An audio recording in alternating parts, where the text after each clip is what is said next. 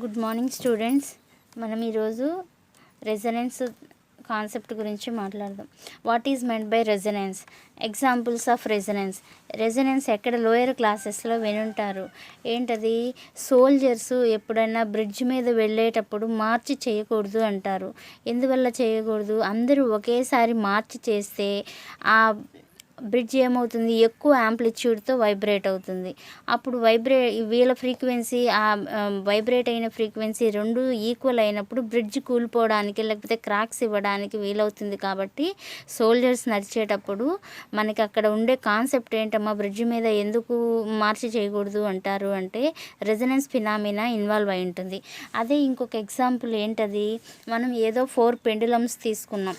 ఈ 4 పెండులమ్స్ని ఒకే బేస్తో మనం సస్పెండ్ చేసేస్తున్నాం. సస్పెండ్ చేస్తే కాకపోతే ఈ 4 పెండులమ్స్ యొక్క లెంత్లు డిఫరెంట్గా ఉన్నాయి చూడండి. ఇప్పుడు ఫస్ట్ మనం ఏదో ఏ అనే పెండులంని వైబ్రేట్ చేసాం.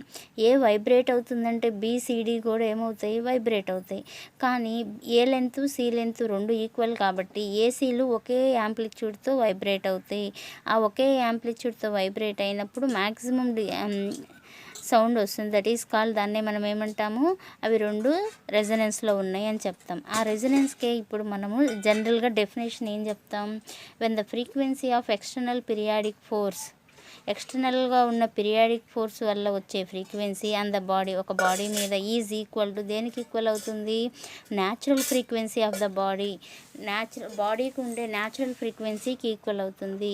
అప్పుడు ఆ body vibrates with maximum amplitude. Body ఎలా వైబ్రేట్ అవుతుందంట, మ్యాక్సిమం యాంప్లిట్యూడ్తో వైబ్రేట్ అవుతుంది.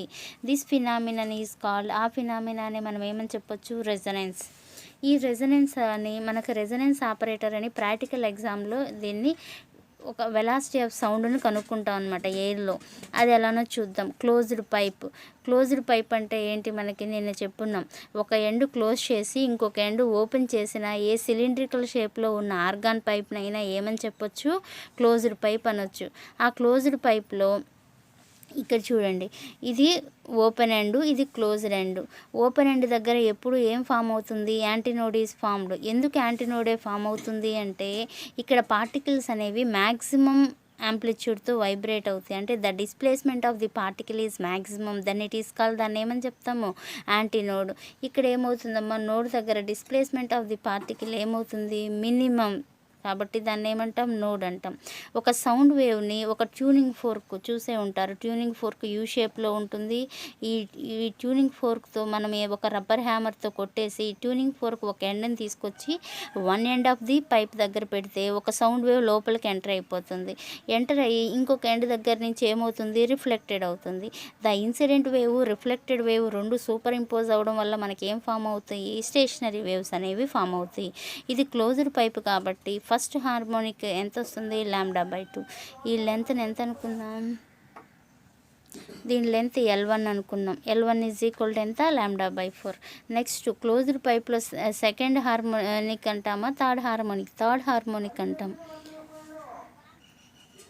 ఇక్కడ సెకండ్ లెంత్ ఎంత వస్తుంది, 3 λ/4 అనమాట. Second resonating length L2 value 3 λ/4. The difference between 2 air columns మధ్య difference L2 minus L1 is equal to 3 λ/4. 3 λ/4 minus λ/4 is equal to ఎంత, 2 λ/4. 2 λ/4, 2 2s are 4 కాబట్టి λ/2. L2 minus L1 is equal to ఎంత, λ/2. λ is equal 2 into L2 minus L1. మనకి velocity of sound in air ఫామ్లో ఏముంది, V is equal to n λ. V is equal to n into λ ప్లేస్లో ఎంత రాస్తాం, 2 into L2 minus L1. So V is equal to ఎంత వస్తుంది, 2n into ఎంతమ్మా, L2 minus L1. So velocity of sound in ఎయిర్కి formula ఏంటి, V is equal to 2n into L2 minus L1. ఇందులో n అంటే ఏంటది, ఇక్కడ ఫ్రీక్వెన్సీ. L1 అంటే ఏంటది, ఫస్ట్ రెజొనేటింగ్ కాలం, ఫస్ట్ రెజొనేటింగ్ ఎయిర్ కాలం. L2 అంటే ఏంటది, సెకండ్ రెజొనేటింగ్ ఎయిర్ కాలం. రెజొనేటింగ్ అంటే ఏంటి, పార్టికల్స్ మ్యాక్సిమం వైబ్రేట్ అయ్యే ఎయిర్ కాలంని రెజొనేటింగ్ ఎయిర్ కాలం అంటారు, మ్యాక్సిమం యాంప్లిట్యూడ్తో. ఇది కొంచెము డెఫినేషన్ ఇంపార్టెంట్, ఊరికే నోట్ చేసుకోండి.